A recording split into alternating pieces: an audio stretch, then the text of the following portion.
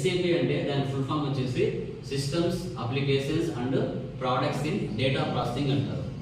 Systems అంటే ఏంటి, మనం రెగ్యులర్గా ఉపయోగిస్తున్నాం కదా, డెస్క్టాప్స్ కానీ తర్వాత మన ల్యాప్టాప్స్ కానీ, వాటిని సిస్టమ్స్ అని చెప్పుకోవడం జరుగుతుంది. చేశారు ఆ సాఫ్ట్వేర్ ఎప్పుడు డెవలప్ చేశారో దాన్ని మనం నేర్చుకుంటూ వస్తున్నాం అంతే.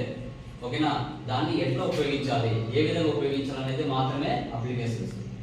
తర్వాత ప్రొడక్ట్స్ ఇన్ డేటా ప్రాసెసింగ్ అన్నారు. అంటే మన బిజినెస్ లో జరిగే డైలీ ట్రాన్సాక్షన్స్ అంటే ఏంటి, పర్చేస్ కానీ సేల్ కానీ ఎక్స్పెన్స్ కానీ ఇన్కమ్, వాటిని ట్రాన్సాక్షన్స్ అంటారు. సో వాటి యొక్క జరిగే ప్రాసెస్ ఏదైతే ఉందో అది SAPలోకి మ్యాప్ చేయాలి. ఆ డేటాని మొత్తం తీసుకుని వెళ్ళి SAPలోకి మ్యాప్ చేయాలి, ఆ యొక్క మొత్తం డేటా. సో దీన్నే మనం SAP అని చెప్తారు. ఆ ప్రాసెసింగ్ ఎలా జరుగుతుంది అనేదే మనం తెలుసుకుంటాం.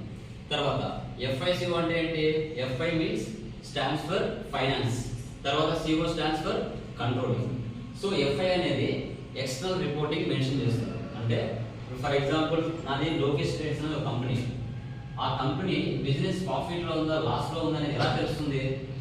ఓకే, సో వాళ్ళ యొక్క బిజినెస్ టర్న్ ఓవర్ బట్టి తెలుస్తుంది. అది బయట వ్యక్తులకి తెలియాలి, తెలిస్తేనే ఆ కంపెనీ ప్రాఫిట్ లో ఉందని తెలుస్తుంది. తెలియకపోతే మీరు నా కంపెనీ ఇన్వెస్ట్మెంట్ చేస్తారా? ఇప్పుడు నా కంపెనీ నష్టాలు ఉందంటే మీరు ఎవరైనా ఇన్వెస్ట్మెంట్ చేస్తారా? చేయరు. ఇప్పుడు నేను లాస్ట్ లో ఉన్నా అంటే మీరు ఎవరైనా ఇన్వెస్ట్మెంట్ చేస్తారా? చేయరు.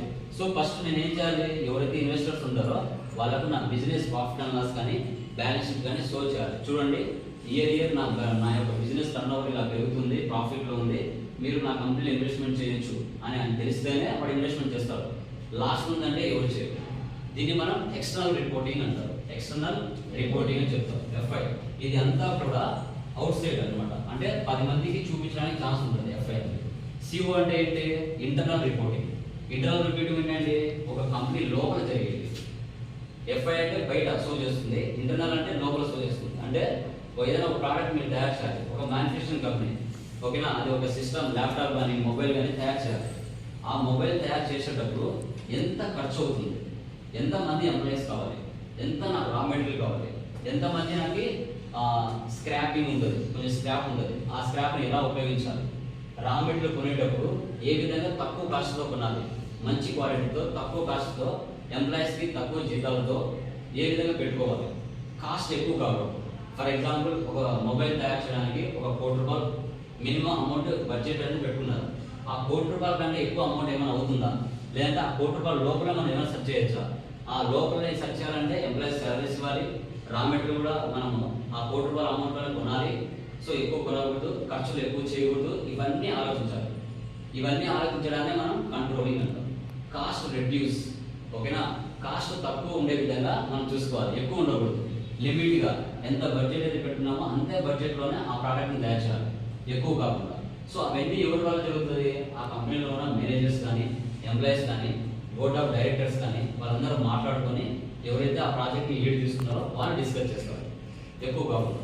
దీన్ని మనం CO అంటారు.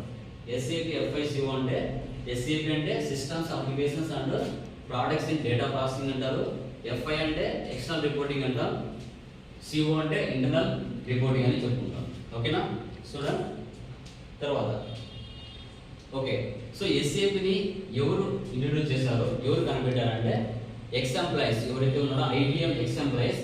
వీళ్ళు 1972లో ఒక 5 మెంబర్స్ SAP సాఫ్ట్వేర్